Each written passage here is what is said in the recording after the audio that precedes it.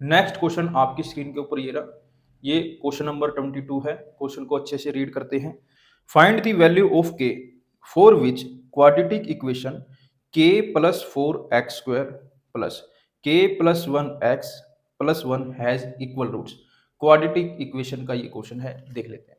देखिए, जब हमारे रूट्स रियल और इक्वल होते हैं तो डिस्क्रिमिनेंट बराबर होता है 0।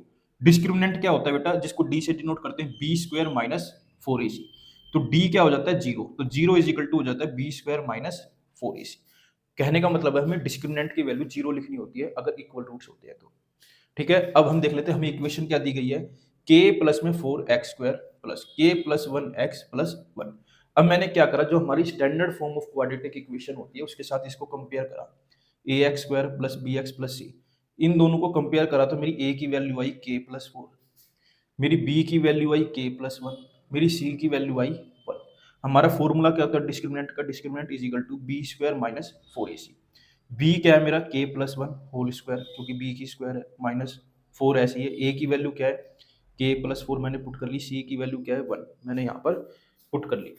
अब देखो इसको करना कैसे है, d की वैल्यू क्या पुट करनी है यहाँ पर 0। अब ये लिखा है k प्लस 1 की होल स्क्वायर, तो बेटा यहाँ पर आपको a प्लस बी की होल स्क्वायर का फॉर्मूला पता होना चाहिए, जो कि होता है a² प्लस में b² प्लस में 2ab।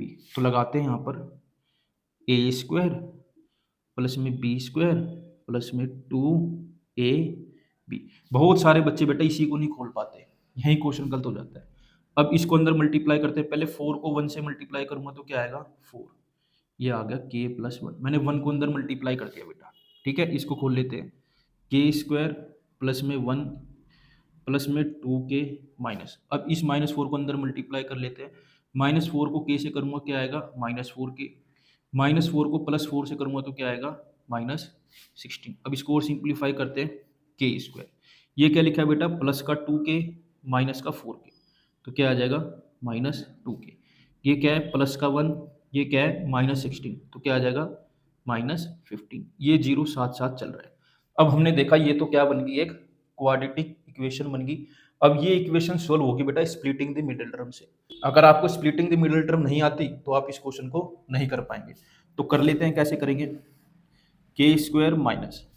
अब हमें ऐसे नंबर ढूंढने हैं जब मैं प्लस माइनस करूं तो -2 आए और मल्टीप्लाई करूं तो -15 आए। तो वो नंबर क्या है बेटा, -5k प्लस 3k -15। अब देखो इन दोनों में क्या कॉमन है, हमने देखा k, तो ये आ गया k -5। अब देखो इन दोनों में क्या कॉमन है, हमने देखा 3, तो ये आ गया k -5।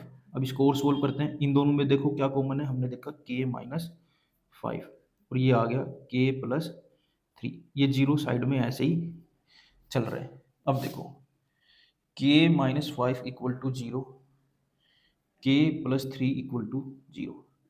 तो k की वैल्यू आ गई 5, यहाँ से k की वैल्यू आ गई -3। यही हमें फाइंड करनी थी। स्क्रीनशॉट ले लो बेटा इसका।